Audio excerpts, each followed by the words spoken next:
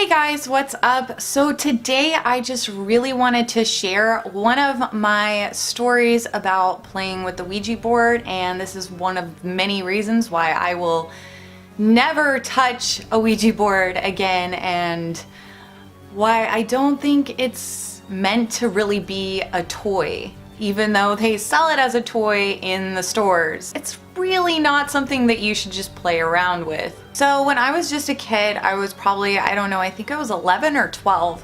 One of my best friends was having a slumber party for her birthday. So my friend did have a Ouija board and she pulled it out and asked if we wanted to play. Of course, us being young girls, of course we wanted to play. Oh, contact spirits of the dead? That sounds great. So it was late at night and we all gathered around the board and put our fingers on the planchette and started asking it questions. One of our friends started acting a little strange and a little irritable. And she started to ask the board like strange questions and like, who are you? Are you the devil?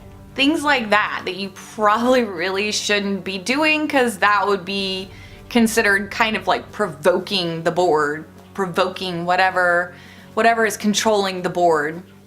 So our friend actually got so irritated with the board, she picked it up and threw it across the room. And when she did this was so freaky because it actually bounced off the wall and hit her in the head. Now later on that night, things got even more and more bizarre. So she had really short hair and her hair started kind of spiking out. And the whites of her eyes just started turning more and more red throughout the night. And it could have been that she was just tired, but that wouldn't explain why her hair was just like, it went from flat to just little spikes all over her head. It looked like she stuck her finger in an electrical socket. It was bizarre. And she started acting kind of crazy. And she actually went into the kitchen and grabbed out a bunch of knives and like actual knives and started chasing us through the house. The rest of us, we were terrified. Like, I don't know if she became possessed or if she just thought it was funny and just took this to like a whole nother level, like if this just started to escalate like crazy. And so one of my friends and I actually ended up hiding in the laundry rooms and locked the laundry room door, and she started flinging knives under the laundry room door. We jumped up and we were sitting up on top of the washer and dryer, just terrified. Just absolutely terrified. Some time went by and things started to get really quiet. And then all of a sudden we heard a blood-curdling scream and crying, and then just quiet. So we were kind of scared to come out of the laundry room, but my friend and I gathered up our courage and started to peek out the door. And she was lying on the floor and she had poured ketchup all over herself. And as soon as she saw us coming close to see what happened, she grabbed the knife and started chasing us again.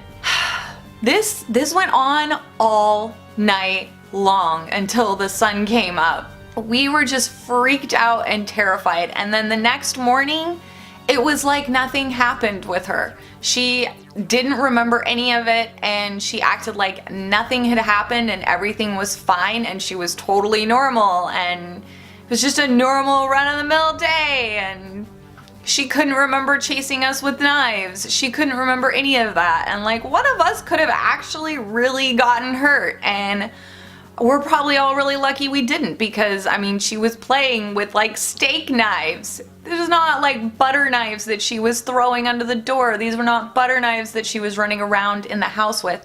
She was running around with steak knives that could actually like pierce through us.